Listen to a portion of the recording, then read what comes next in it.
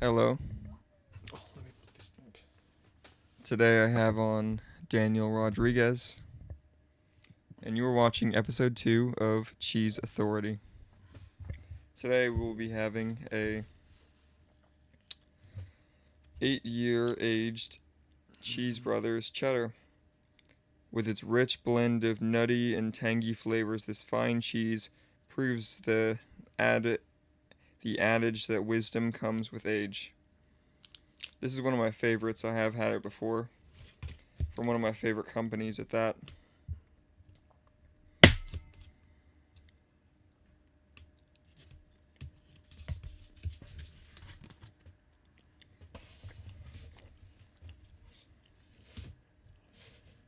I'm just gonna take a small one. Hold on. Ah!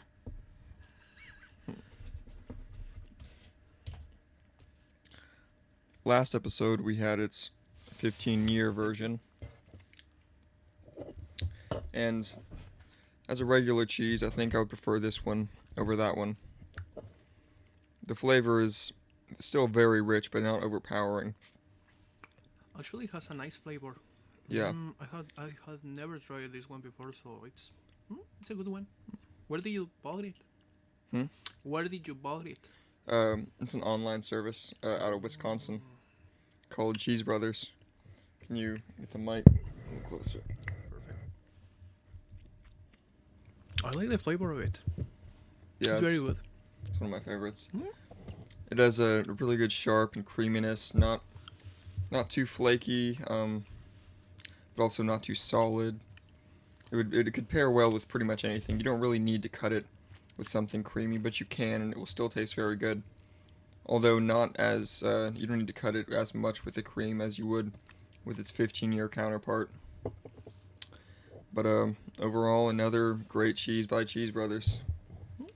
It's actually very creamy. It's not like hard or like a sponge. It's soft. It's Yeah, you get it. You get it. yeah. And and the protein pockets in this one are not as dense or large as the ones in its 15-year version, but they're still very rewarding. About what you would want, what the average consumer would want, I would think. So, without further ado, let's get into it. Daniel, could you tell me a little bit about yourself? Okay, well, first of all, hi to everyone who's listening in this podcast. My name is Daniel Rodriguez. I am a 24-year-old digital art student. I usually come to Corpus every vacation to with my relatives and all of that. I am a student. I'm a student in a digital art career. This was supposed to be my last year, but however, I lost two. How do you say it? Assignments, or like those, and I got another year. So I'm a little bit kind of sad because of that. But beside of that, what else? What else could I tell you about myself? I'm a digital artist. I listen to.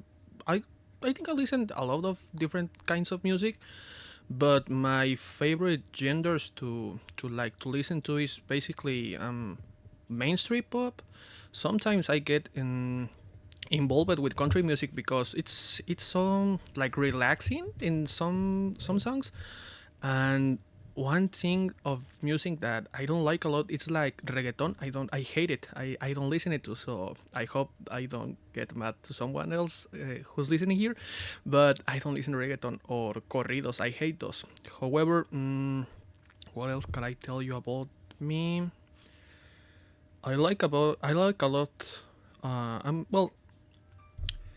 I am a car guy since like I was 5 or 6 years old. Since then, I have been involved in a lot of different things related to cars. I do have a '79 Trans Am, and 2006 or 2007. I don't remember exactly the year of it, but it's a Suzuki Aereo. I have seen just like two or three here in Corpus, but all of them are literally um, what's the name of the thing? How do you say it? How do you say it when you treat a car bad? A shit box. Oh, They're basically the ones that I have seen here being treated like shit boxes. So, eh. And what else? What else? Oh, I don't want to say it, but I do have a kind of a podcast in Mexico. I am, as I said, as I'm still a student over there, and I'm doing like my practices in a lab. The name is Laboratorio Multimedia, which literally translates to multimedia laboratories. I do interviews with those professors. I interviewed one from Ukraine. Ukraine. Ukraine. Yeah, that one. Also, a lot of professors from the school are from different places of Mexico. Oh, I haven't. I didn't tell you where I'm from exactly. I'm from Michoacan, Mexico, and I study in the state of Guanajuato. The school name is Division of Engineering, and there is where I'm taking my major. I believe is the name of that thing here in the States. Yeah, like your main. Yeah. That thing. As a digital artist, and that's what I'm doing currently right there. Not like right now because I'm here on Corpus, but I do that over there. So I mean I think I'm in like my 7 interview over there or 8. I don't remember exactly. So once I finish those things, they will give me like let's call it diploma a diploma, but it's not really like a diploma. That thing that they gave me is for like it comes like for credits, something like that. So once I achieve all those credits, they give me that thing, and then I can continue to finish my career over there. Yeah. So that's basically how do you say it? Obligatory, like something that you need. Yeah. You're forced to Obligatory. do. Like that. So I need to do that thing. And how I get in there, it was actually kind of like crazy because last year I took another of those things like mandatory things to do with this professor in charge, and this year it was opened to do it again with him. So I was like, shall I try it or not? And then I contacted him, but he told me like you need to hold on a little bit because your space is not reserved. So you need to reserve that space, and then you can continue to do your that thing over there. And basically that's all I have been doing there at the school. I work there in a paint shop. I do I do the color mixing. Also, I work at a glass shop who do the windows and all of that thing of the houses. And what else? Oh, here in Corpus, I work in a restaurant. So always my schedule is changing. It's not like a fixed schedule. So sometimes I get in the morning, sometimes I get in the evening, or sometimes I get in the afternoon. So being with you today was like today I have the chance to go there, so I will make the space and we'll go for it. And I believe that's all.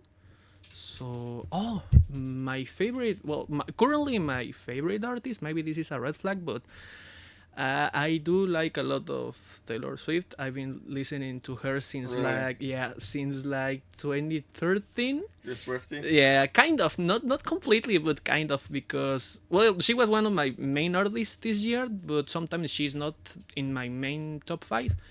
So it changes. So that's one thing of me. I like a lot the music of Philip Phillips. I don't know if you know him. I don't think so. He's the one who sings the song Home. The and I make this place your home. I believe that song was in Spider-Man 2 or 3. I believe, but I'm not sure about it.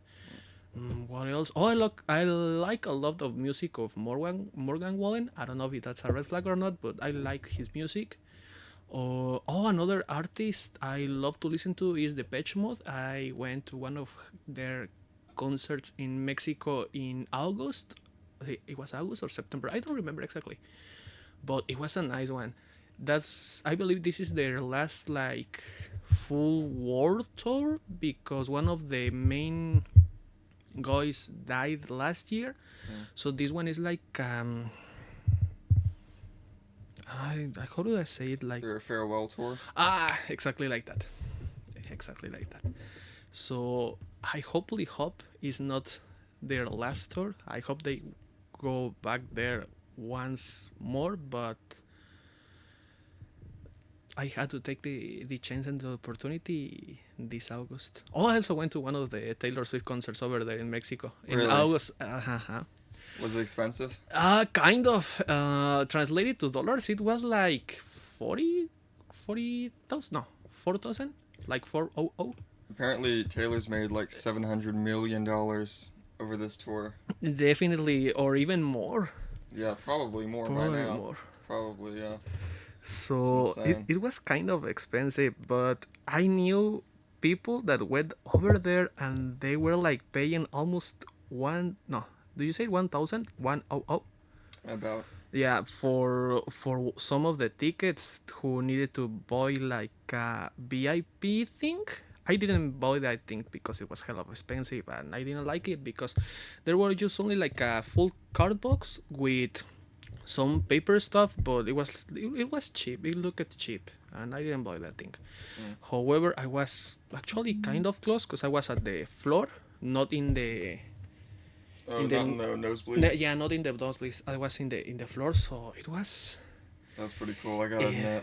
it was a good experience. She sang. Oh, this is like I don't know if to say the word envy, but a lot of people envy the surprise songs that she put over there. I heard to You're on Your Own Kid and I heard Cornelia Street live. Mm. So that's basically my music taste. However, I do prefer to always be changing my music taste. It's my music taste. So Yeah, yeah, so with Taylor Swift, is that more of like her old stuff or her new stuff? I do prefer her old stuff. However, Same. I will always listen to whatever she puts on there. Yeah. My favorite album of her, which was the first one that I heard, it was Red. I was Oh in yeah. Corpus in those times. The song that was at the time was I Knew You Were Trouble, I believe, and that's when I got involved with her. Then I realized that some of the Fearless songs were from her, and I was like, oh, I have heard those songs before, but I didn't knew those were songs from Taylor. And yeah, that's how I ended up listening to Taylor. So stream the Taylor's version, not the stolen version ones, please. Mm. And what else? What else? I think that's basically all. Nice. Alright. Dude, if I was gonna pay that much for a concert, it'd have to be Nirvana or something like that. That'd be so cool to go back in the 90s. To go over there to see to hear their music. Yeah, and they go so wild too in their concerts. When you watch those old videos, they're jumping around on stage, smashing guitars. Yeah. Yeah. Yeah. I had a friend over there who listened a lot to Nirvana, but I don't know a lot of things about Nirvana, so I'm like a blank space over there. Yeah, they started out in like North Seattle or whatever, and they were like they went through like 6 different drummers. Kurt was like a huge control freak, and funny thing about it, he would go through the Billboard Top 100 songs, and he would write down the lyrics to every song to sort of encode himself with what gets popular, what hits off. He was sort of like the Mr. Beast of music, sort of. Really? Yeah, he would study. He knew the algorithms, what people wanted to hear, those poppy lyrics. Even him himself said that most of their songs don't really mean anything. They're just like catchy. I didn't know that thing about Nirvana, so it's new for me. Yeah, he went down a really dark path though after fame. There's like whole conspiracy documentaries about it and everything. Him and Courtney Love, apparently things got pretty bad with that. they had a kid obviously, and his depression, and he was dealing with like a lot of like issues and stuff, migraines and all that. And he was at first the heroin was fixing it, but then it just got too much for him, Mm-hmm. and eventually everyone knows the end of that story. Yep. But he's honestly, I think about this a lot. I wonder if they would have stuck around, if they would have been as like notorious or like legendary as they were, because the fact that their music was like only their prime stuff is ever really known. Like I wonder if in the latter years, if they'd have kept on going, if they would have like maintained their fame or their place in the grunge pantheon or whatever, you know? Mm-hmm. It will be interesting to see them with those things. Yeah. What else? What else? What else? Uh, so what do you think about the Chinese government? Oh, I don't know a lot of it. I don't know anything about it. Would you So share something with me? yeah. Okay. So apparently they're implementing a social credit score, Mm-hmm. as in pretty much everything there is controlled by the government. They have AI tracking pretty much everywhere you go, on the buses, on the planes, on the streets. They can identify your face even if you have a hat on, even if you have a face mask on. They're tracking everything you do. And they're not only that, but they're keeping score basically. So this determines like who can get a loan or whatever, what kind of car you can drive, Mm-hmm. what kind of job you can get. It's it's getting like That's kind of creepy. That's Orwellian type creepy. of thing. Like and like people are worried about that coming to the West too, because the UK already is already starting to get kind of really strict on their citizens. A lot of European countries are now, and people are worried about that. I am, at least.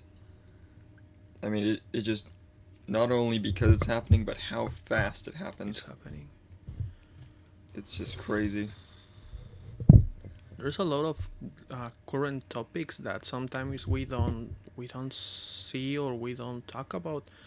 So it's a good thing for everyone who's listening to us that they knew what is happening over there. Yeah. It's actually kind of creepy because I know we have been tracked here in the states by of course a lot of agencies and all of that. But what you are telling me about there in China Yeah. seems very very bad. I don't know if bad is the word for it, It's but frightening. yeah, it's frightening. Definitely. I hope they can fix that thing, but of course they are not going to fix it. So they're just gonna be like that, and it's bad. It's bad. Yeah. Headphones.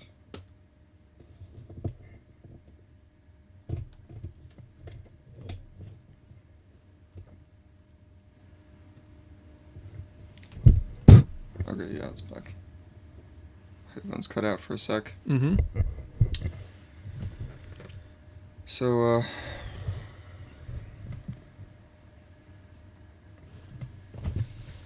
there's also a growing sentiment in the U.S. especially that people shouldn't be able to have like anonymous Twitter accounts or stuff like that because of like a concern about foreign influence on U.S. social medias like bots and stuff like that. Mm-hmm. And there's been some talk recently of legislation or at least a push to have two sects basically of the interactive internet. One where you are registered by your legal name, so that there can't be any question as to whether or not it's a legitimately influencing person on the site, or you can go to a different sect where basically you can anything goes. You can register your name as whatever. You can be anonymous, things like that. And because the way it is right now on Twitter and Facebook and Instagram, so a large percentage of the users are either bots or fake accounts. yeah, or fake accounts, stuff like that. And I really don't think that we should mess with something like that. It seems like kind of a slippery slope because we've already seen in other countries, like Europe especially, that they'll penalize, or China, or really any strict regime. They'll penalize you for having certain opinions which fall out of fashion. So once you're required to use your legal name, there's really no chance of resistance against against an unpopular idea, and that really feels anti-democratic to me. Definitely. Sometimes, well, by my experience, everyone knows TikTok, right? So a lot of people have been like telling me, "What's your TikTok? Can I have your TikTok or this or that?" But I think some social media can be anonymous, and other social media need to be like put it out, or so like that. Normally I would use TikTok just like to watch dumb videos and all of that, but I don't really use Twitter a lot. Maybe once or twice a month just to see what my friends are doing there and so on. But related to the fake accounts and the bots accounts, that's definitely a bad thing. And bots don't have more interaction with like you or the people over there, but they are always like getting back information, and that information should not be like something they have had access to. So that's what I can tell about that thing of the social media. I don't know if did I answer the question right. Pretty much. Oh, perfect.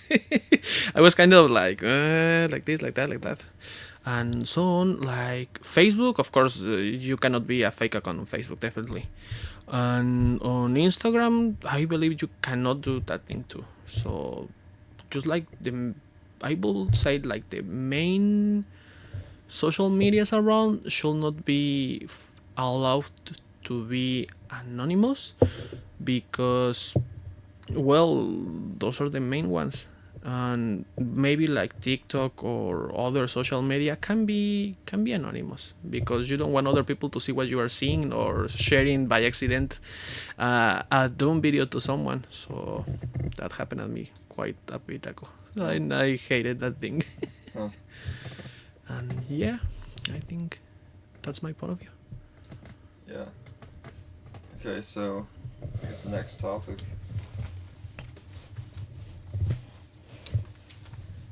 The Qattara Depression is on the west side of Israel.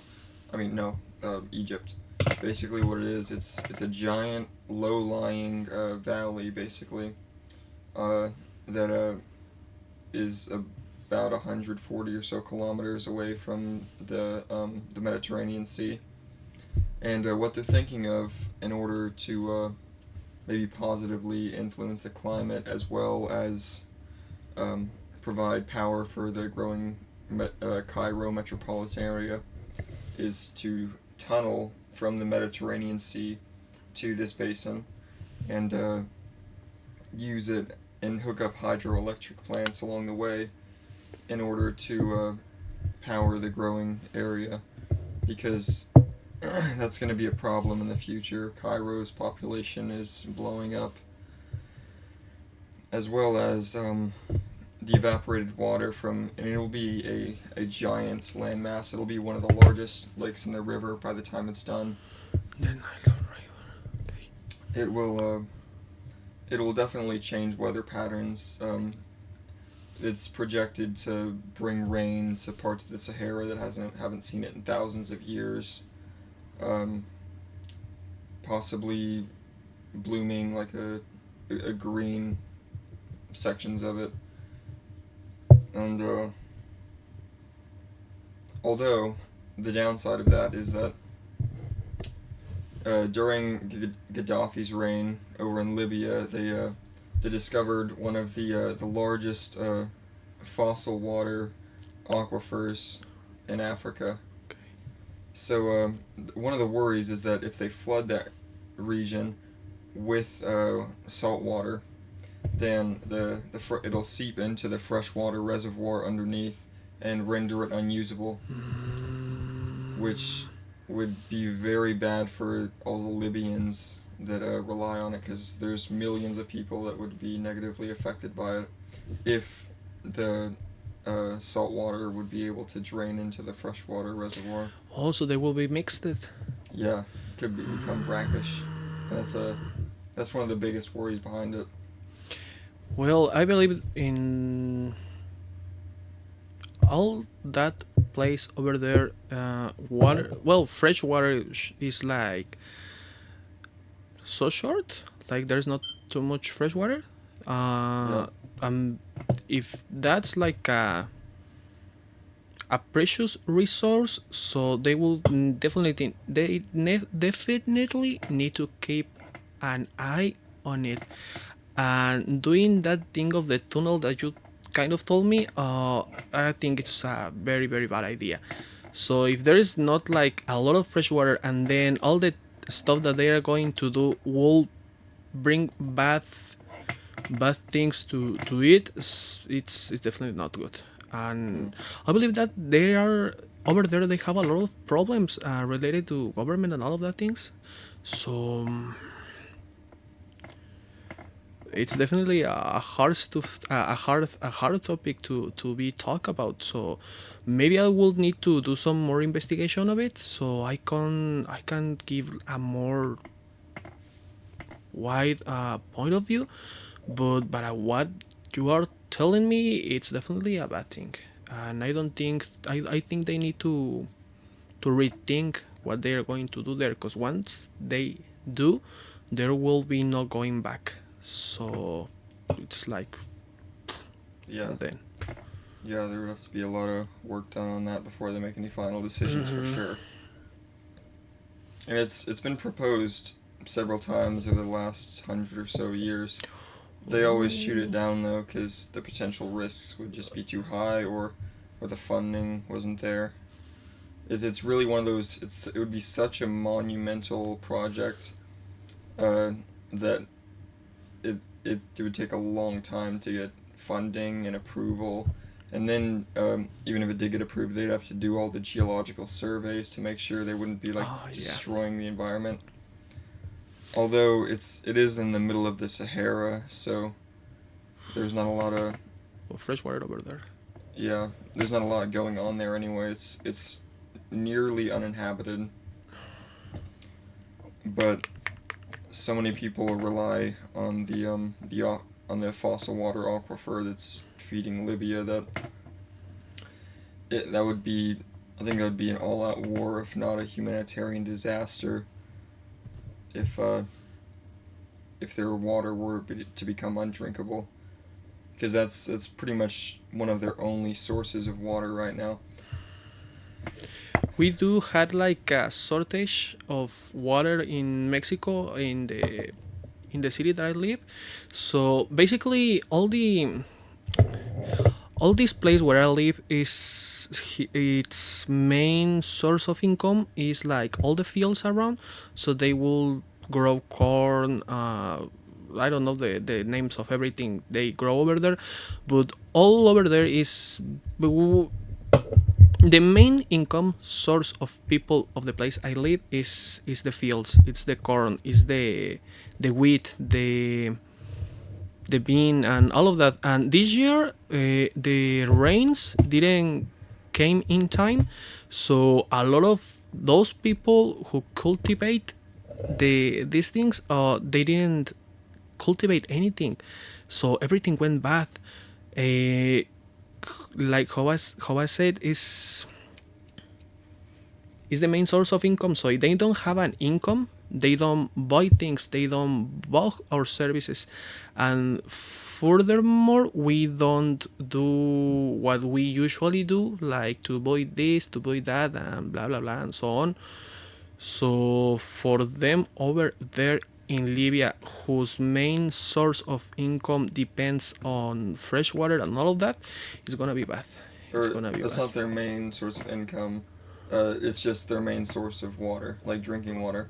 Oh. Because there's not really any like rivers in Libya. Mhm. Libya.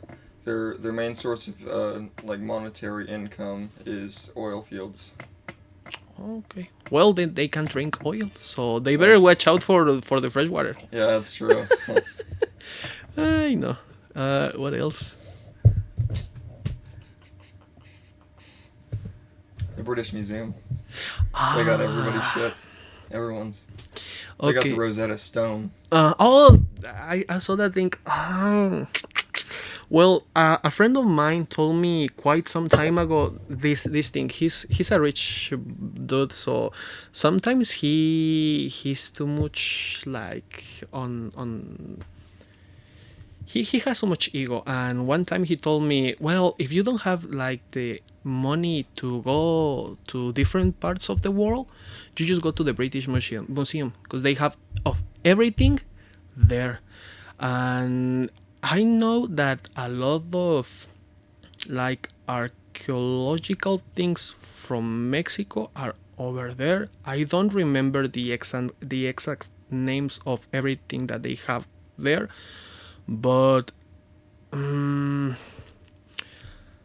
it's not like so easy to say. Well, they have to give it back to the country where those things belong, because it's not like to do like that. They need to plan how to move everything, and there's a lot of, I'm gonna say, like locks, so it makes it harder for the countries that have their stuff there to like get it back. And what it's kind of hard. It's kind of hard to talk about it, because I'm thinking on Spanish and then translating it into English. So I'm reorganizing my ideas. So definitely it's bad. And the Rosetta Stone, I believe, is this big piece of stone who has like hieroglyphics, or how do you say it? Yeah, hieroglyphics. That. And there's like 3 different languages portraying the same text. Uh-huh. And archaeologists and historians were able to use that to like translate languages that they had no idea how to How translate. to translate them? Yeah, they definitely need to to solve that thing. And what else? What else can I say? I'm getting short on words. So they need to figure it out. I think a good thing to solve all of that. But I know they have like they don't, well, one thing is the museum, and one thing is what they have in like In their s- archives. yeah. So I have heard that they have only like 3 or 4% exhibited to people, Yeah. and the other stuff is stored. So no one knows what it's on there. They have hundreds of thousands of specimens in their archives. Like, so many. That's the majority of their infrastructure for that museum is storage. They have bodies from all over the world, mummified bodies from Egypt, from China, from Japan, I'm pretty sure. Um, from India especially. Everywhere that they have colonized at one point or another. They bring all that stuff with them. Yeah, and they've colonized over half the world at one point. Exactly. All So they got all the good shit. They came in, they took the good shit. I believe so. I believe so. So it's a hard topic, and sometimes it's of course it's hard to talk. It's hard to talk about it, but what else? What else can I say about it? I think that's basically all I can say about the British Museum. I have never been in there, so I don't know what else do they have in like for the public view. But I think a lot of countries need to have what they need to have the pieces that belong to them that are over there. It's Yeah. kind of like the I was going to say like some of the patriotic things or the good things that belong to them. So it's like if I stole, I don't know, like a piece that of anything you have, and you love it, you love that thing, and I took that thing from you, you're gonna be mad. Yeah. So I think those countries whose belongings are in the British Museum, they will want them back. But I know that it to took them back to their owners is gonna be hard because they will not give them like that. Yeah. Oh yeah, definitely. Definitely not. And that's what I can say about it. Nice.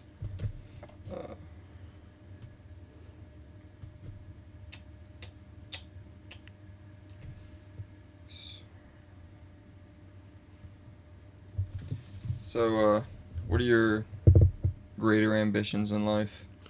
Ooh, that's a kind of hard question, but for now I'm just focusing in like I haven't focused two things. But the ones that I have more focus on are the ones within 2 years. So the first one is to finish my career, to finish it, to come to Corpus and then look for a permanent job. Because how I told you at the beginning, I just came here in the periods of vacation, so I'm getting tired of just coming in vacation. I just want to be like permanent stay. So you want to here. live here permanently? Exactly that thing, and I need to finish my career over there to do that. So that's one of the main things in short period that I wanted to do. What else? Family. I don't have any plans or so to do with family. Basically here because I'm brand new and I don't know a lot of people over here besides of my coworkers and all of that, and some relatives that live over here and over there. So I get involved with those relatives, friends, and so on. If there's one thing I definitely have like a target on is to be in like a certain peace of mind with myself, because sometimes if you overthink a lot of things, it's not good. Yeah. So I got lost. Basically that's some of my goal on life things. So you want to set your roots down in Corpus? Yeah, definitely. And if it's not here in Corpus, I will probably go to Utah. I have relatives over there, but I don't talk with them a lot. So Utah? Utah, that thing. The state? Mm-hmm. Alright, gotcha. They are on St. George, I believe is the name of the city they live. But I haven't been in touch with them in like almost 8 or 10 years. So I don't know how the things over there are. But here in Corpus, I have a lot of relatives, so that's why I come here and not there. And yeah. Corpus is probably better than Utah, honestly. Oh, definitely. Oh, one thing I loved about Corpus is that everything is close by, so you don't have to travel like a lot of time to go from one place to another place. And I haven't. This is something I don't talk about it, but I have some trouble with my nose, so The moist air. exactly. Humid. The humid air helps me a lot to breathe easier. Usually in Mexico, I always have my nose very dry, and it's hard for me to read there. And every time I come here, it's like easier. Yeah, I It got help. that too. Oh, you too? Yeah, a little bit. Oh, it helps a lot. Clears everything out. Exactly. Sometimes the people tell me, "Oh, you are nearby the beach. You must go every time you have time to go." And I'm like, "No, I have barely been in the beach in Corpus." Hmm. They have told me to go to Port Aransas, and Oh, you haven't been to Port A? I haven't been, but people have told me to go over there. But I'm like, shall I go or shouldn't I? It's like Texas is Miami. You Oh, gotta go. really? Yeah, dude, it's awesome there. It's very touristy, but it's like the beaches that we have in Corpus, Uh-huh. the ones in Port A are like, it's night and day. So much better over there. You have to, while you're down here, you have to at least like go once. You know, Mm-hmm. it's like right there. A specific place that you would recommend me to go? Yeah. The I don't know the name of the beaches, but the ones just outside of downtown are really awesome. The ones not facing into the bay, but out into the Gulf, they're really nice, man. And plus the beaches here, they're full of like jellyfish, and the Corpus beaches like McGee and all that.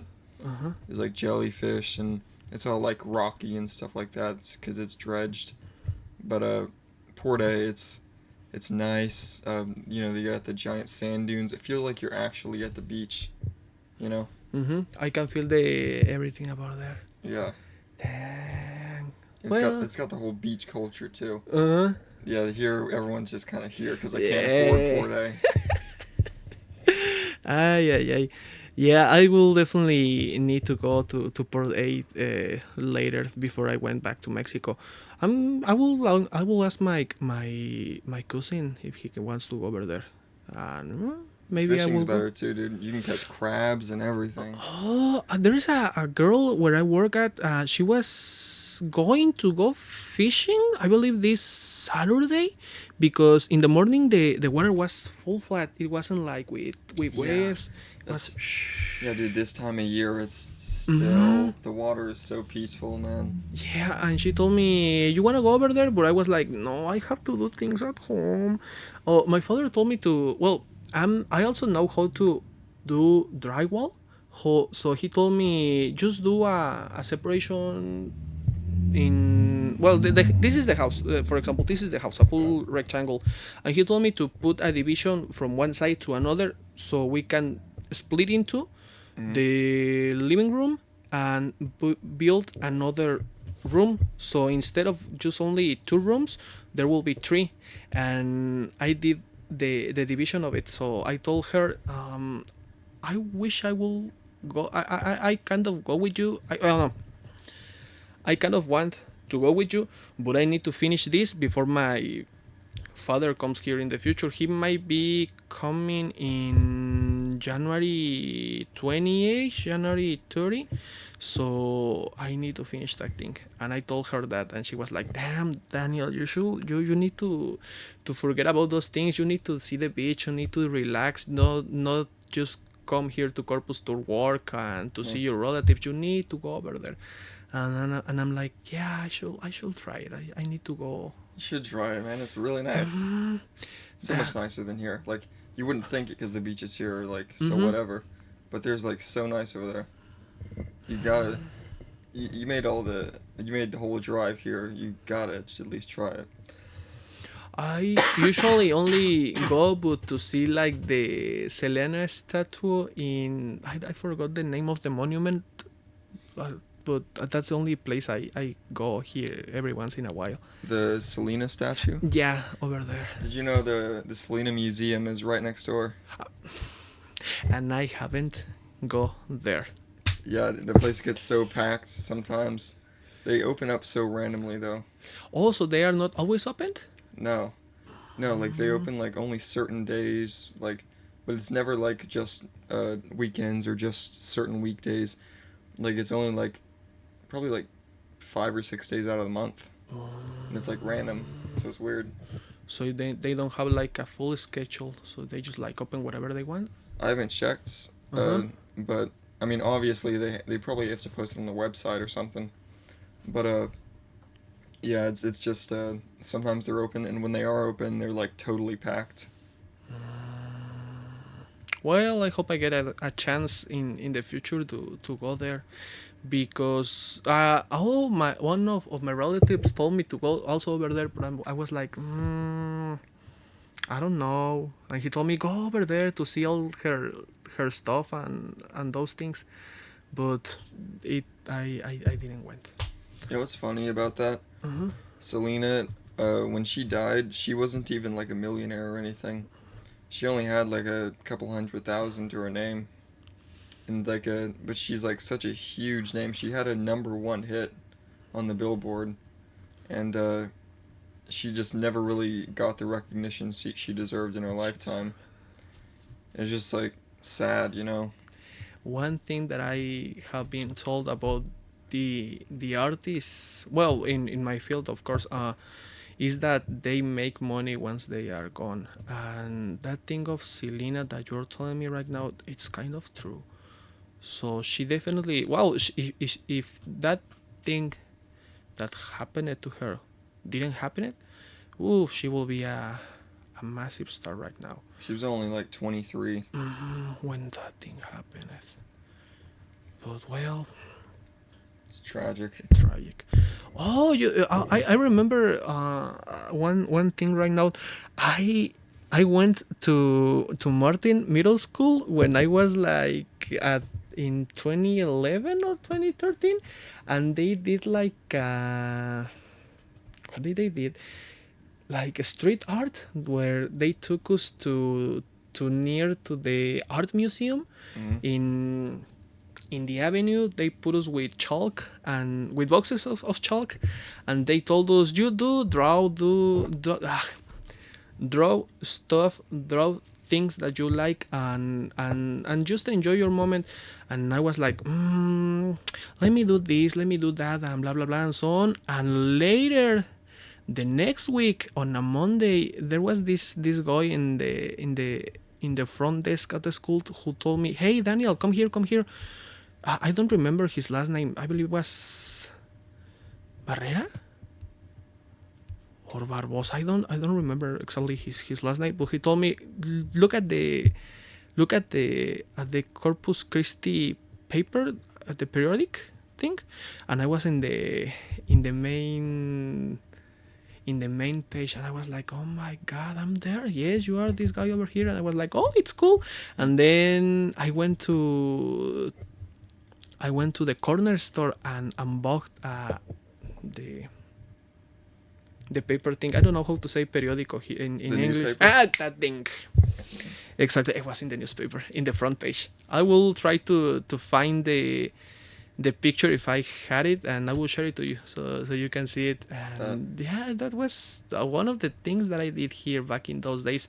I didn't stay like for 2 or 3 years. No, that was like for 2.5 months or 3 months. So that's been the one of one of my favorite things that I did back then here in Corpus. And I recall it because in that in that uh, in that road is the Selena thing, I believe, like nearby the art museum. Mm. The hospital? Or the hotel room where she was sought? No, it was in the art museum. Like there's the The ocean. one downtown? Uh-huh. Right next to the ocean, the big, like, Yeah. The old, like, missionary building looking kind of one? Kind of thing over there in the Ocean Tribe. Yeah, like in like right next to the ocean downtown. I believe that the one. art museum? Yeah, that one. Yeah. There's like an alley over there. They do a farmer's market there once every month, I believe so. And near to that area was where I did all of that stuff back in those days. It was fun. It was fun, but also there were dark times. They were dark times for me, but I overpassed them and I did it great. I think I did it great in those times. Mm. And yeah, it's a kind of random thing to pull it right now when we are talking about Selena, but I made the man. connections of You those take it things. wherever you want them to go. And yeah, basically. That's pretty cool. Yes, I kind of miss being here in Corpus for long periods of time, but that's how life happens, Yeah. and I need to like I need to get involved, more involved with myself, and once I do that, I think my life will be in a better pathway. Actually, I'm in a good pathway, but I think I will go better in some stuff. Hmm. And yeah, that's basically all I can say about that topic. Nice. Nice. So, what part of Mexico is that you're from? The state is called Michoacan. The city where I live, it's Morelia. It's a nice place. Mm. But it's like completely different to Corpus because what's the sound? Someone's engine? Oh, okay. It's completely different to here to Corpus because Morelia is called the pink city of Mexico because I don't know what's the name of this rock, but we call that rock there cantera, which is a pink rock, and all of the main. Granite? No, granite is it's different. No, cantera. Let me see if I can get a picture of cantera. Hold on, everyone who's listening to this. Hold on. Cantera.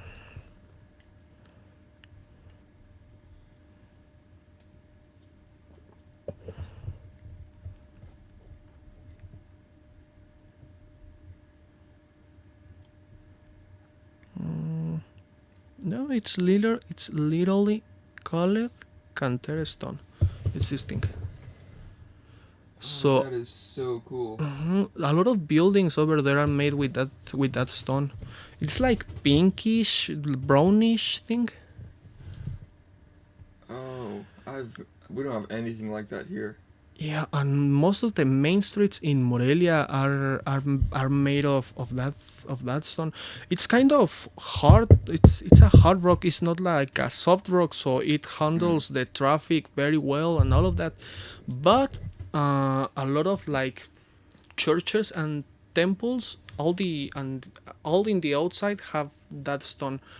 What else? It's a big city, not like Corpus, but you can go anywhere by foot. So you can go to the shopping center. You can go for to the grocery store. You can go to the school by walking and not like using the car for one point to another. But what else can I tell you about Morelia? It's a nice city. It's not very polluted, but it's very populated, and there's a lot of About people. how many? Like I'm gonna say I'm bad in numbers in English. You had so like an American city, like population size that you could maybe like, the half of Corpus, half or so. half so, or 3/4 of the population in Corpus. I will say it. So like over 50,000. Oh, definitely, Okay. definitely. And what else? Oh, nearby Morelia, it's like a place where we called Mil Cumbres, which literally translates to 1,000 mountains, I believe so. And this place is very it's pretty cool because all around there is like a forest, and the the roads to go over there, they are like full. I don't know how to say it, but Windy. like that. And in this season, from November through February, there's always a lot of you call it mist, like when Yeah, mist. there's a lot of mist, and it looks pretty awesome over there. It's always cold, but in these times it's colder than the rest of the year. One thing that I do like about going over there is that I took my car over there, so it's like nice to vroom vroom vroom, and I really enjoy going over there once or twice a year. I also buy over there some kind of fish that it's called ¿Cómo se dice? How do you say it? What does it look like? What is it's like salmon, tilapia? we call it trucha, but I don't know. A trus? No, but let me see what's the name of it. Trout. Trout. Trout. Trout. Yeah. I Gotcha. love that fish. They do it in like grill it. They cook it like this, and then they open it and they put in like a. I don't know a lot of things in English, but I got what you're saying. yeah, I get you. I believe. And I think we cook it the same way here. Uh-huh. Yeah. Me and my dad used to go fishing for that up in the hill country. It's awesome. Yeah, and it's have a rich flavor. I love the food that has a lot of flavor, because that's a good point of food, to have a food with flavor and not flavorless.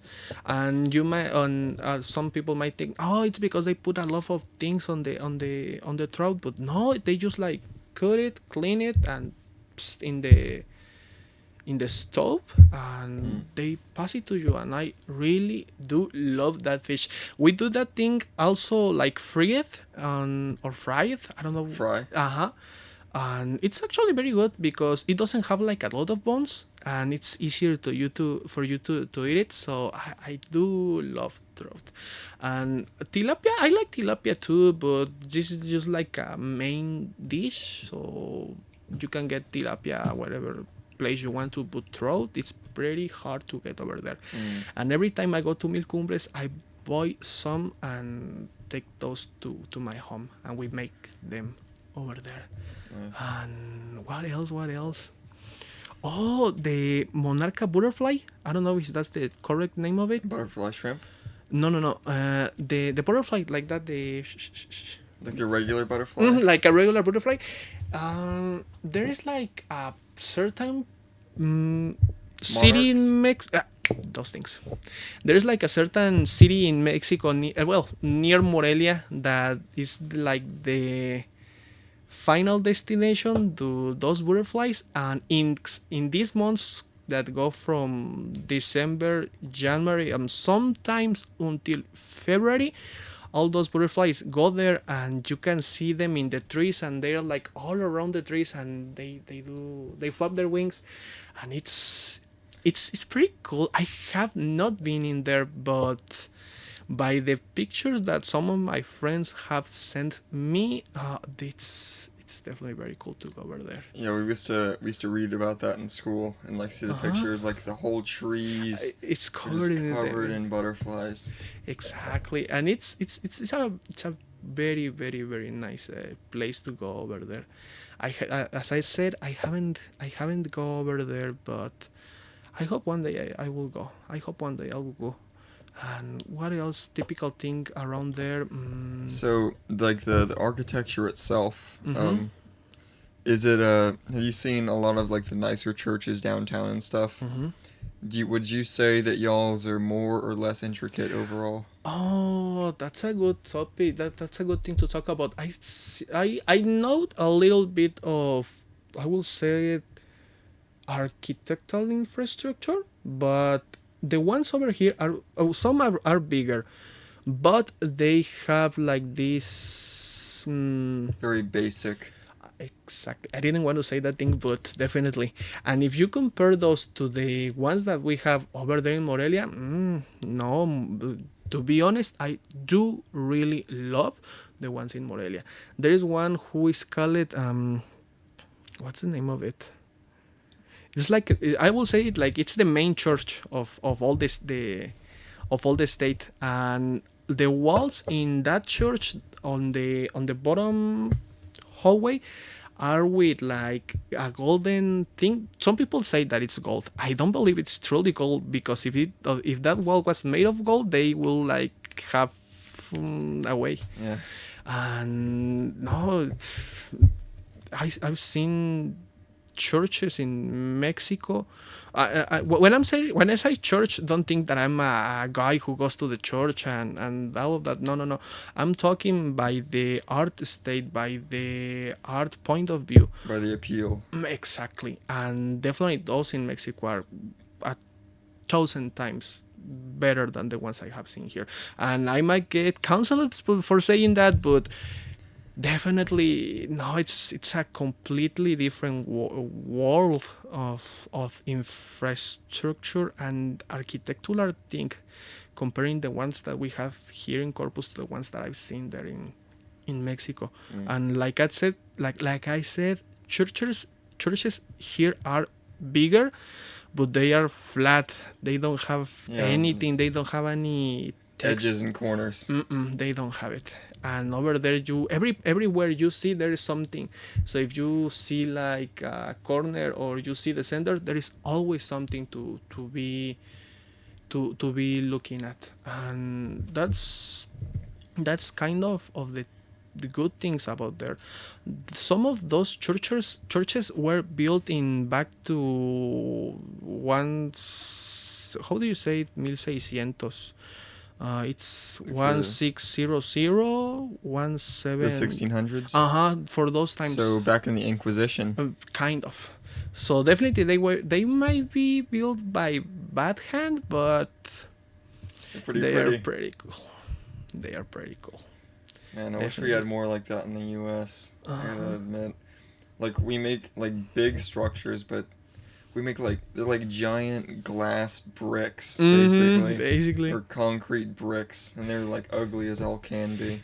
The cities here are hell concrete. Well, where I live, there's a lot of trees and here, but once I go to the other places of Corpus, all you see is concrete, and there are cities here in the States that are full hell of concrete. There is nothing, and in Utah, in some parts, it's like that. It's just concrete. You don't see trees.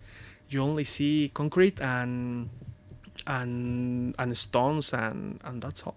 Yeah, I think that what we do here is we like put up the big ugly building, and then in front of that we'll have like a little public art display or whatever, where we'll have like some sort of sculptors or something come out and they'll make some pieces or whatever, rather than have like the structure itself be the art piece.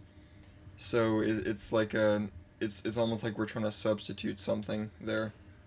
Like we'll have some weird jagged metal thing or like some weird curvy stones out front or something like that. Like it's a Target parking lot. I will not call it that way, but definitely you are right in that thing. I also, talking about Target and everything you said, like I said, I work in a paint shop in Mexico, and oh my god, every time that someone from the States goes there and asks for like a certain color thing, there is always three main colors they choose. They either want a beige, or they either want a brown, or they either want a kind of off-white. And I'm like, damn, you had 1,000 colors to choose from, and you are always picking the basic ones. And they are, no, but I like these ones a lot. And I'm like, okay, I'll do the mixture. It's your own choice, but if I was you, I would choose this. Wow, they also ask a lot of gray colors, and I'm like, grays are good colors, but you have a lot of other options, so don't be just like nobody wants to go bold. Exactly.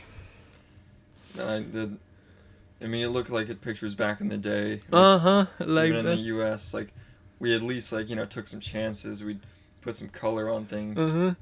Use some blues, some gray, some reds, some whatever, some oranges. I don't see orange anywhere anymore. Oh, actually, maybe because orange is more used in like restaurants on or so on, but even I haven't seen other restaurants painting it orange. Maybe just only Popeyes and that's it. Yeah, pretty much. But besides of that, nowhere else. Oh, you know what? I haven't seen any KFCs here in Corpus. By what I'm That's a good point.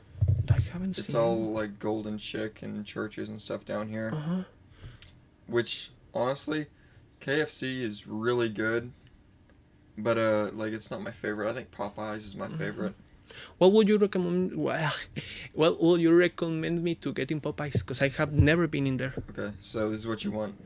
There are three main things I would say. Okay. You want the spicy chicken sandwich. Let me write those down because I will try them. I will try them. Okay, which one is the first one? Uh, the spicy chicken sandwich, Mm-hmm. the butterfly shrimp, Oh, they do shrimp. mm-hmm. Perfect. and the just the regular spicy legs and thighs.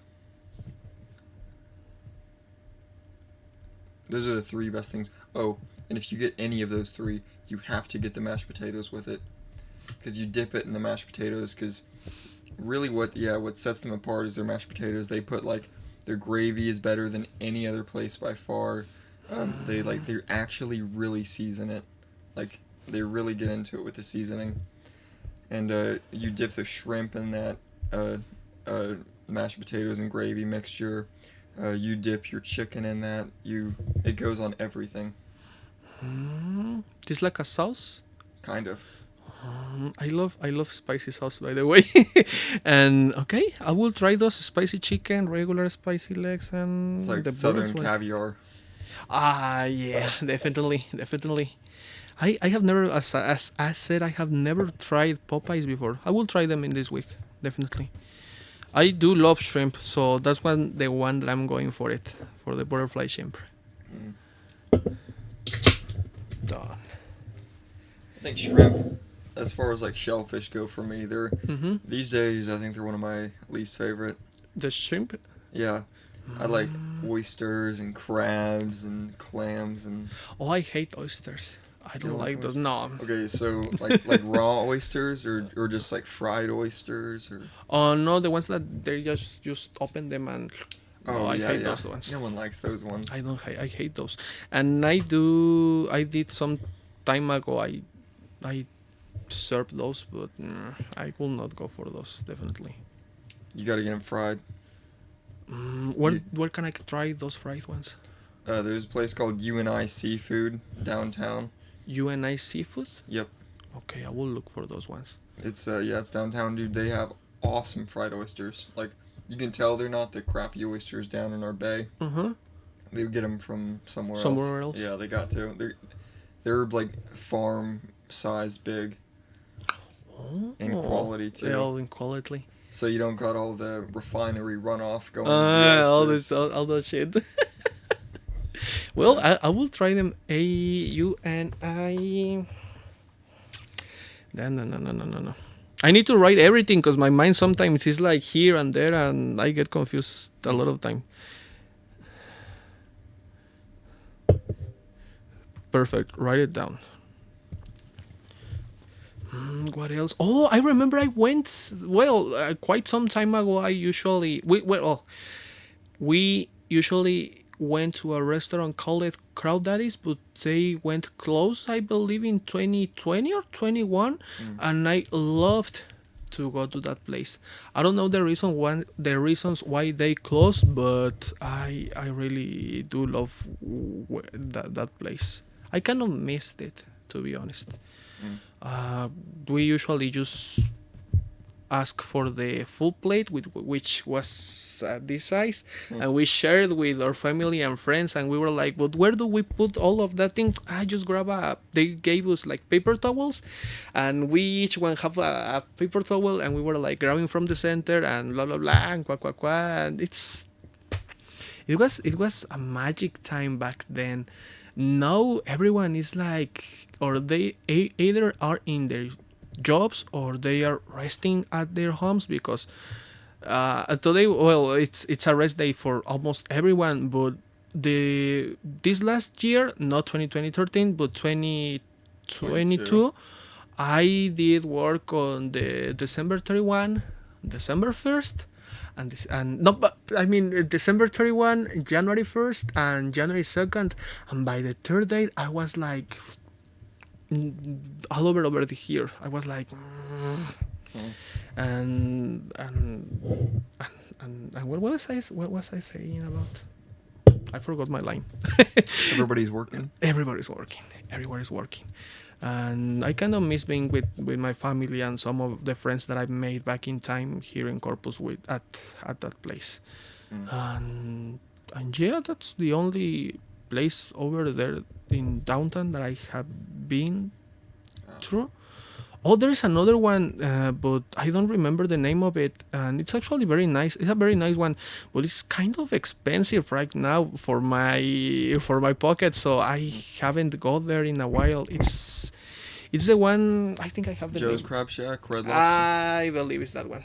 Yeah. It- Oh yeah, they got expensive. I went over there like back in 2019 or 2020, and I asked for a plate which was a pasta, but I forgot the name of that pasta, and it was actually very very good one, a very good one.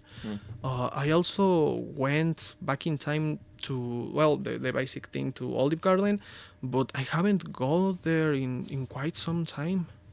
So the usual restaurants that I kind of sometimes go to, it's either, well, Whataburger and some of the small restaurants that are over Baldwin and Ayers, the Mexican ones. Oh, I love to go to El Rinconcito. I love to ask for a la diabla shrimps, and they are very spicy. And I love spicy things, not because I'm from Mexico, but I always have loved the spicy things. We do some like salsas back there, which are made in a bowl named molcajete. Molcajete. Exactly. Oh, I have a picture of one that I saw in Morelia in I believe it was August. Let me see if I can. Oh, I wish the people who's listening to us could see all of that stuff, because damn, I have a lot of things to share. But sometimes I get short on words because of my English is not my first language, and all I know of English is because I learned it either at home or with Duolingo or with music. I can edit in pictures in later. That looks really Yeah, good. damn, Oh, it was man. like heaven in earth. 10 of 10. 10 of 10, definitely. I'll 10 go of to the 10. bathroom real quick. Okay, go ahead.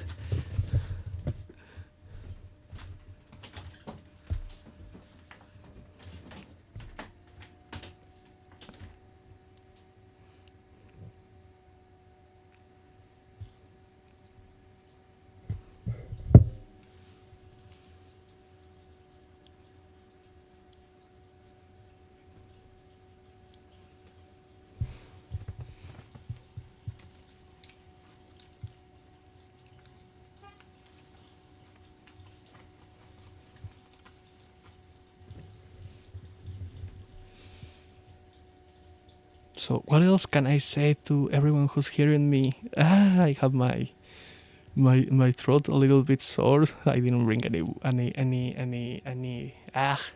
water. So, I think I have like my throat a little bit dry. um don't believe everything that is on the news on Mexico. It's actually a good place. So if you wanna go once in a while over there, go for it. Just look at the best like states, and you will enjoy you will enjoy the place over there. I'm doing some of like how do you say, extra curricular session? Extracurriculars. Yeah, exactly. And yeah, I don't believe I have more pictures. Oh, no, I have some pictures I took on Mil Cumbres.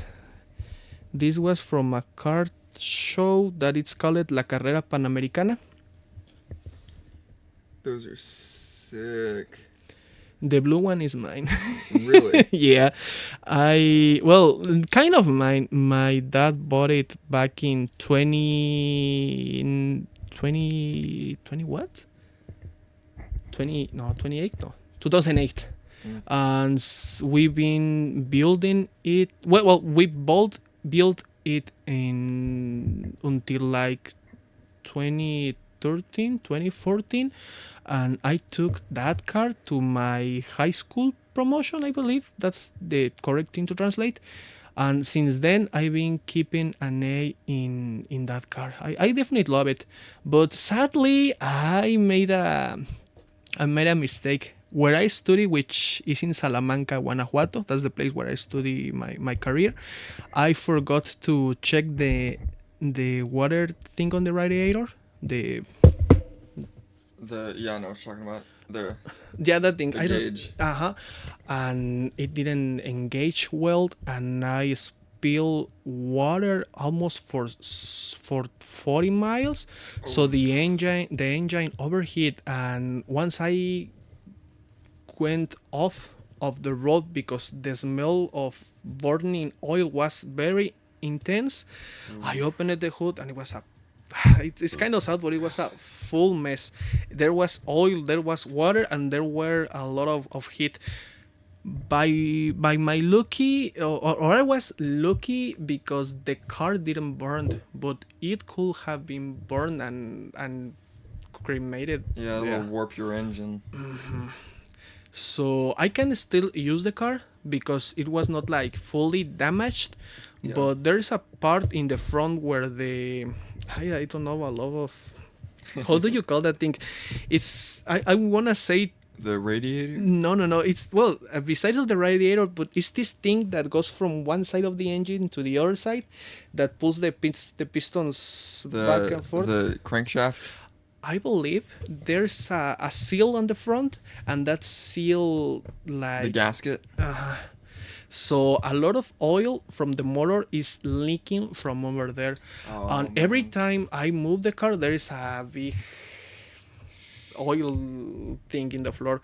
Damn. And I don't use the car for now. I'm thinking of LS swapping it, but it's kind of expensive to do there. So all the money that I do here in vacations, I actually am saving. I'm saving it so I can do that LS swap to that car. Damn, it will be very very nice. And what else? I have a daily driver one, or daily drive. I don't know how to say Daily it. driver? It's as I said, it's a Suzuki Aereo. It has like 180 horsepower, I believe. It's not like the best car around, but it That's gets not me it gets me from point A to point B. And I really love that car because it's so small compared to the Pontiac, so I can go everywhere around the city with it. But in the Pontiac, no, it's like I'm driving a boat on the road. Actually, with this truck, it's definitely not mine. It's my uncle's one, and he let me use it to go from one place to other here in Corpus.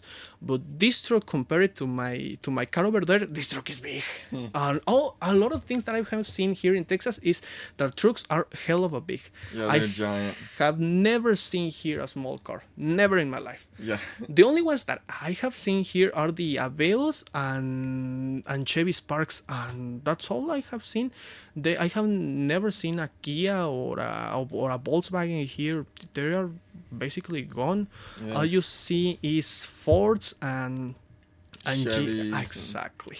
Yeah. Chevy trucks, Tacomas, and Dodges. exactly.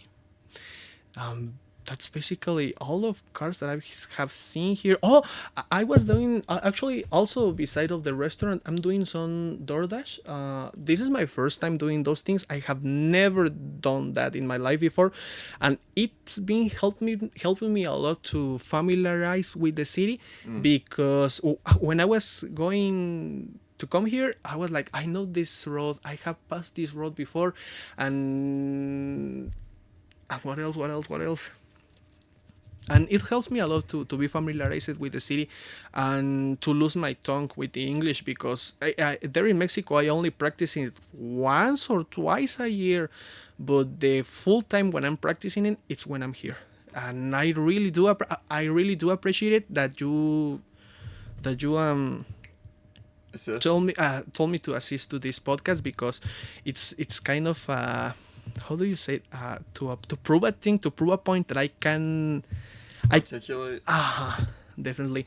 I know I have to like to lose a little bit more. I know that I have to to perfect some of those things, but for doing it like for 2 weeks right now, I feel like I'm doing it good. Yeah, you're doing So awesome, man. I hope everyone who's listening this podcast can say the same thing, because it's definitely hard. It's definitely hard, and I do appreciate when people told you like you're doing it great, man. You keep doing that job, because it's really hard. Sometimes. Well, there's this episode. I don't know what's the name of the. The show. Uh-huh. But this person is made. This character is made by Salma Hayek, I believe.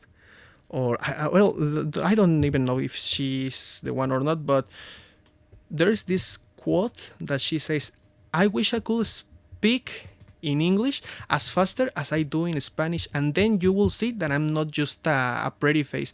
And I'm like, well, I definitely am not a pretty face, but I definitely will wish that I could speak my English a dozen times faster. And basically that's actually one of my goals in life, to be a more fluent English speaker. And I do practice it there, here in the restaurant, but most of the people that are in the restaurant, they are all Spanish speakers, and the only times I practice it is when they put me from.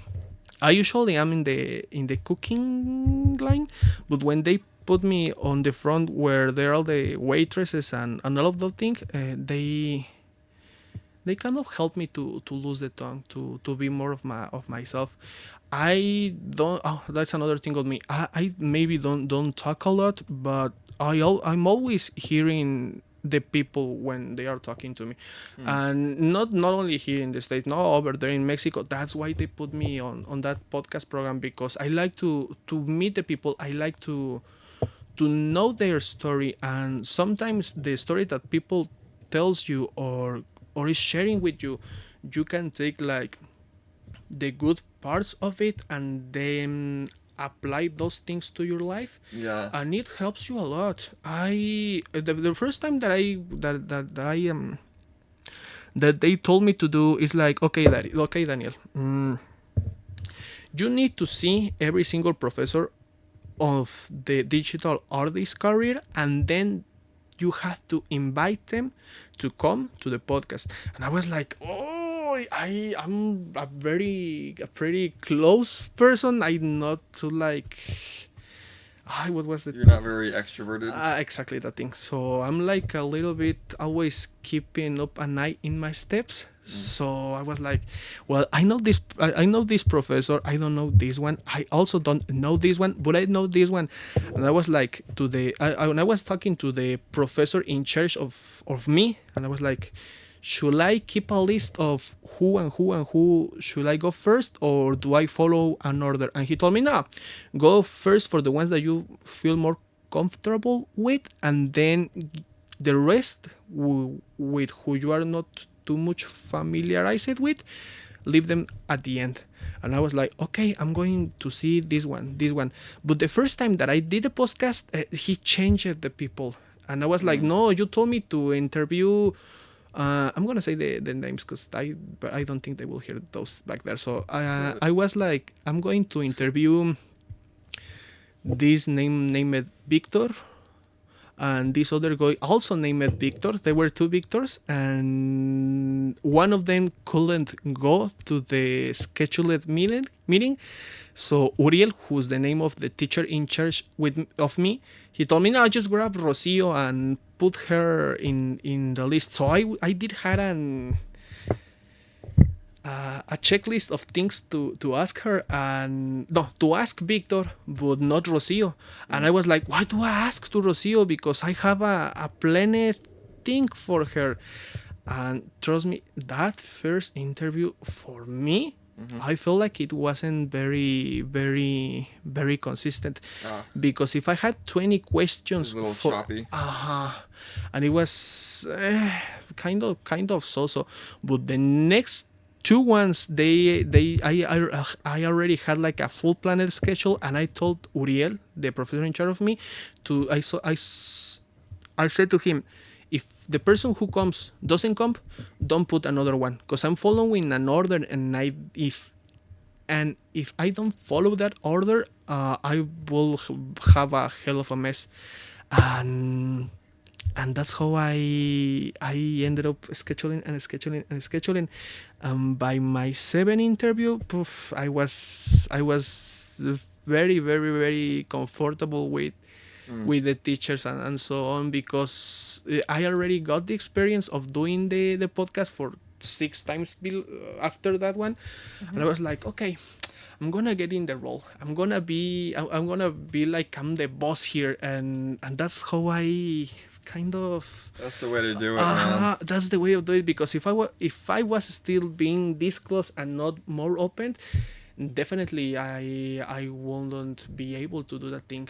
And it's kind of hard because you usually know the professors only From from class. have only from class, and you don't know them, what you don't know what they do before class. And that was one of the things that this podcast was about, to know the professors beyond class, of course, on with certain limits. You don't want to ask them what did you eat for today or so on. Yeah. So I was like, okay, what are your preference, what are your music tastes, if you could go back in time, what artists would you like to see? And they were like, oh, that Daniel, I didn't what? I didn't expect you to talk about this. I thought you were going only to ask me about my stuff in class and how do I prepare my classes. And I was like, no, the thing of this podcast is to meet the professors beyond class and to be more close with them. And I haven't seen this, I haven't said this, but the main goal of that podcast is to celebrate the 15 years of this career there in the school. So Uriel told me, well, we need to make something to be remembered, because 15 years is actually a short time for a brand new career. And I was like, okay, I think I could handle it. And that's when I was tun with everything. But the only things that I do there in that thing is, I'm only the interviewer, and I'm not too much involved in the audio control things. So I had a person who he's a real. So y'all have a full studio. Let me Really? see if I have some pictures of it. I'd love to see that. Yeah, because Hold I'm kind of a one-man show here. But the good thing of being involved in all this stuff is that you learn a lot. You are doing 4 things right now. You are controlling the camera. You are controlling that machine over there, the microphones and the computer, and also talking to me. And it's a kind of hard thing to do, hard thing to handle if you have never done that thing before. And I was like that back in my first interviews, because I didn't knew a thing of these things. And well, you get it. Yeah. It. You are Okay. a great podcaster, I can tell. This is Even Well- the language you're not very familiar with. one of the first interviews that I did there. And That's then nice. That's a nice studio. he I really like the background there. his name is Benjamin. He studied in Brown University here in the States. I don't remember the place where Brown University is, but he had a major in something involved with programming and art, and he put those two together. That's very impressive. Brown's an Ivy League school here. Yeah, it's really nice. Those are some nice mics y'all got too. That's a $3,700 microphone in front of you. Right there or right here? No. Right there. Yeah, right there in the picture. Oh, That's well, a nice microphone. I don't know the name of the brand of that microphone, but Neither it was, do I. I just remember. When I was looking at microphones, I've seen that one. It's this a really nice one. this one was another one. She plays a lot with analog instruments. I don't remember the name of. Acoustic? Yeah. And what else can I show you? What else? Oh, he's one of my favorite teachers. His name is Pedro. He told me this one. That's awesome. He taught me a lot of things on my first semesters over there. I do really appreciate that professor. That's a nice setup y'all got there. And I'm showing you a lot of pictures, but she was one also of my favorite teachers. Her name is Elizabeth, and she was in charge of. It was a course named select selected topics of electronic engineering, and we did a lot of things with resistors, lights, and Oh, I got there you. So was circuitry. exactly. Nice. She told us about all of those things, and my last interview was with Hisuriel, the one who's in charge of me, and he was running away from me because I told him, you need to be interviewed in the podcast. You cannot run away from me. You need to do it round. And he was like, damn, Daniel, I don't want to do it because I'm embarrassed. And I'm like, no, but you're the boss here too. If it wasn't because of him, I will not be there. That's So so cool. that's how I can tell. Oh, this is the recorder that we are using. Yeah, I saw that out of the corner of the frame. So y'all have like a really genuine setup there. Kind of. I see y'all got I see the Rode packages back there. The Rode ones. Yeah, I also saw the shock absorbing mic stands. There is Top such notch. all of those walls over there. If you pull them like that, they all have like insulation. Oh, yeah, It's you got the actually- acoustic absorbers. But Nice. the space, trust me, is not that big. I believe it's maybe 3/4 of this, and also 3/4 from the dog's cage to here. And all of that space, they have like desks and a computer, but we don't use those. So we only use the recording studio. It's not the best one, trust me, but we work with what we have, and we try always do the best with what we have, because of course everybody will want to have like a fully nice setup, but no, a true artist or a true performer always comes up or They bring the show with them. exactly besides of what they have to work with. And that's a thing I personally do a lot, because a lot of my classmates, they have all this nice stuff. They have nice cameras, they have nice computers, and like I don't even have a professional camera, and I am supposed to have one because of my career, but I don't have one. They have it, but I have seen them to barely use it, and I can do some good pictures with only my phone and not only with a professional camera, and basically all of that is the things that I do love there. I also had a one my last class, which name was what's the name of it?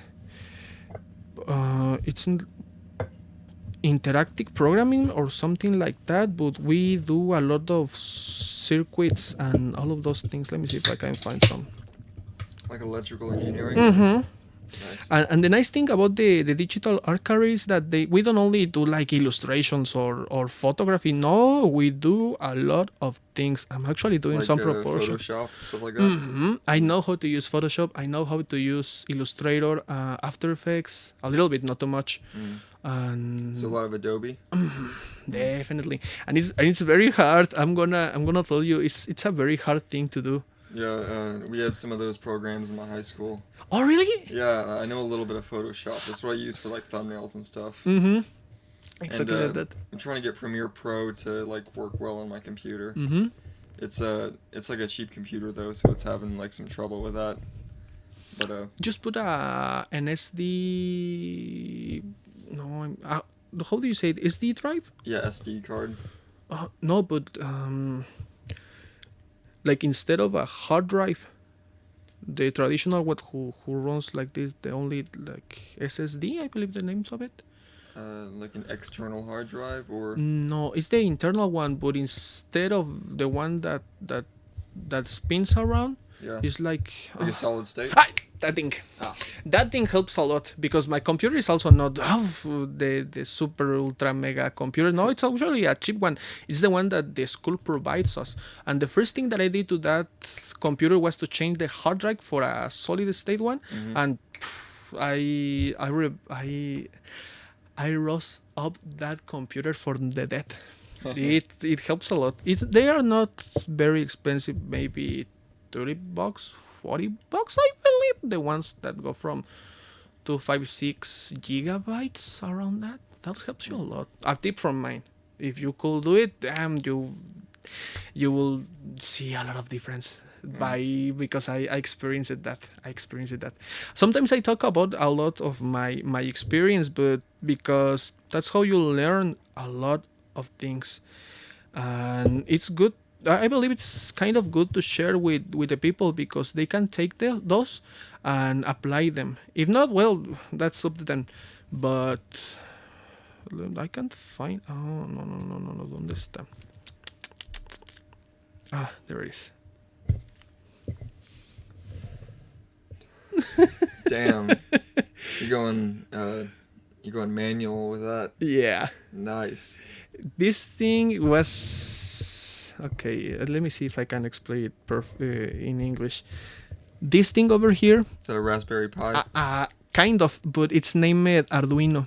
Arduino, yeah. Nice. And that thing, it was kind of easy to be familiarized with because we use a program named Processing, which is I believe it's Java based. I believe, I'm not too sure about it, but it works kind of the same. So this thing, these small like pieces over there are like touch sensors. So what I did, it was like every time you touched one of those, audio in a program called Pure Data Arduino sent a signal to Pure Data, and Pure Data played some audios, and it was kind of funny because I tried to do like an old meme. Which do you know the Backyardigans, or have you ever The heard? Backyardigans? There was a meme over there that they have a small box and they opened that box and some random audios came from that box. So I was like, the teacher told us to do that project, a project which involved these things, and I was like, what should I do? And while scrolling on TikTok, I found this video appeared, and I was like, I'm gonna do that box. So I ended up building a box, putting that board inside of the box, and I told them, okay, I need 5 people, and those 5 people need to come to this box and touch the sensors, and the audios will play. And it was nice. So that's I That's think impressive. kind of, but it's a pain in the ass. I'm gonna say it's a pain in the ass. I know, and basically that's some of the things I do love to do over there. That's pretty cool. And yeah, I don't know what I'm going to do after I finish school. To be honest with you, I don't know, and it's going to be a hard thing to be thinking of. Future sometimes seems simple, but it is not. No. And So is there like a large industry for that in Mexico? kind of it is, but it's like for like niche thing. So Gotcha. you have to either be good at one thing. and beside of that, you need to know people that work over there, because if you don't know, you aren't going to find a job. It's gonna be very very very difficult.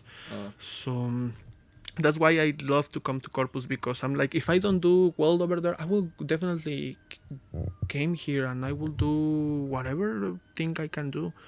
Yeah. Because people, well, this is a thing of me, but I always have this thing in mind, like you need to adapt to every single circumstance that you get involved into. Yep. Because if you don't adapt, then you're going to be, Yeah. and that's why I love to came here, because I forget about my school, I forget about my family over there, I forget of everything back in Mexico, and I just concentrate here in Corpus.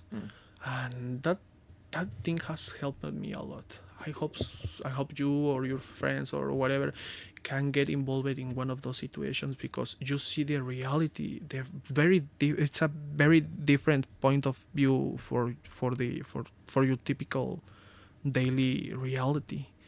And Sometimes I get high with those things. So if I made someone feel kind of sad, I'm sorry, but sometimes we all need to think about of those things. And I'm not the best person to tell everyone that thing, because I do a lot I have done a lot of mistakes. Actually, I didn't my first thing to no, no, no, being a digital artist wasn't my first thing to do. I actually went 2 years to computer science, and I was like, no, I will not be doing great here. Yeah. Of course, because of the programming things, that was one of the my major problems, and mathematics, definitely, because engineering mathematics is so complex in some points that you definitely need to have like a full brain for those, and you don't enjoy. You don't have any kind of enjoy on those things. And that's another thing you need to to follow, or I don't know if the word it's pursued, Yep. or pursued, I don't know, but Pursued. you need to pursue the things that make you Fulfilled. exactly. If you don't pursue, that's one of my pillars on life. If you don't pursue the things that you love to do, you will always be like, I don't want to do this, I don't want to do that. You need to focus on the things that you You need passion in your life. exactly. It sounds kind of mainstream and kind of cheap Yeah. advice, but trust me, it has some truth behind. It's one of those things that's a saying for a reason. Exactly.